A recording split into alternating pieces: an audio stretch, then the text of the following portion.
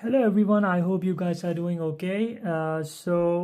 Today's topic here would be for the iPhone 16 Pro. Let's say for example you set it up the device, and the first things that you might want to change, I would just discuss those things that might be beneficial and just make best use of your iPhone.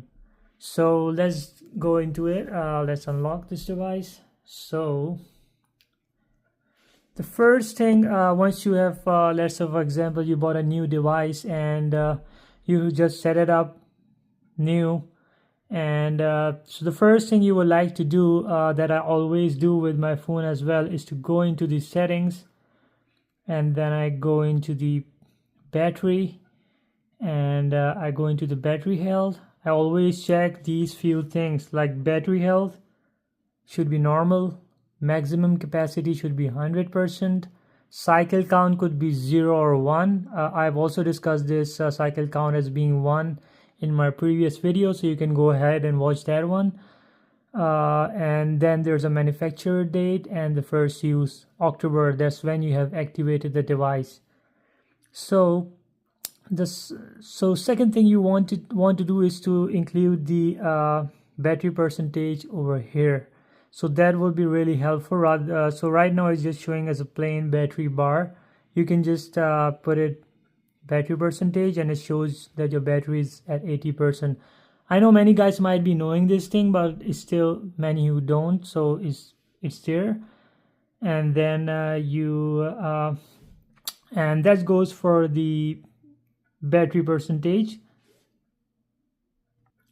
All right, now the second thing you wanted to do would be to like once you take the picture, let's say for example here's the picture. Once you take it, so it shows. All right, now once you go in the settings, it will just show up as taken at 24 megapixels. Now how will you take it at 48 megapixels? So there's a way to activate this one. So you go into the settings, you go into the camera, and then you need to go to formats. Here you so by default this will be the Pro, RAW, and resolution control will be switched off for you guys. So once you like toggle it on, you have to go to the Pro defaults, and you can use this HEIF max up to 48 megapixels. So now once you go into the camera, so here you will have the option of couple of new options you have here. So you can just click on this one, HEIF max, and once you take the picture here, so it will be now taken as a 48 megapixel. Here you go, it's 48 megapixel. So that's how you get to take 48 megapixel photos. And about the video, so in the video you can just it's in right now how to change the video settings, like if you are wondering like how to shoot a video in 4K 120 fps or maybe 60 fps. So that's how you change the resolution. So right now by default is in HD, which is 1080p, and you can just click on it and it will just make it 4K. Now if you want to change the frame rates on it, so you can just click on this 30, it will take you to 60 fps. If you click once more, so it will take you to the 120 fps. So that's how you can just change the resolution and the frame rates on while shooting your video. Now the new thing that this iPhone 16 has is the new camera button. Now you can just modify that camera button in different ways. Like you can go into the settings, you can go into the camera, you can just go into the camera control here. Now here you can do a couple of things over here. So launch camera, you can do by single click or maybe a double click. So if it's a single click, so the camera will open on a single click here, and if you do it a double click, so it will, you have to just press it twice to make the camera work. I'll just keep it to the single. So like if in case you guys have been bothered, like if you are just holding your phone like this and you keep pressing the button, so you might want to use a double click so it won't register the single click to open the camera. So that will just help. Now further, once we come down, so a couple of more things you can do, like you can just choose the gesture to open maybe a camera. You can use to scan a code.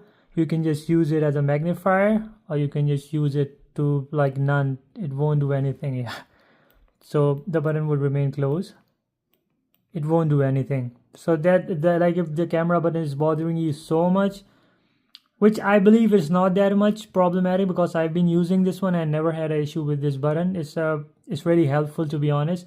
So yeah, so you can just switch it, you can just close it right away. So that would be just if you don't want to use it, so there is an option like you can close this one. Now the next setting that I would just recommend you guys to change is the preserve settings. So once you open the camera, so what settings you want the camera to be on in. So preserve settings, you can just change. There are a couple of like different options, like you can go and change camera mode. Maybe if you want to take a photo or you want to make a video, like whatever what you want, you can just preserve it. There's control menus. Further, there's photographic style, the new photographic style that the Apple has launched. You can just set this one to a specific, and you can just set those. And there are a couple of things you guys can do, like night mode, exposure adjustment, macro, and there's lots of things over here that you can do. So yeah, I don't want the live photo, so I'll just switch this one off. The rest you can just select whatever you guys need as per your requirement.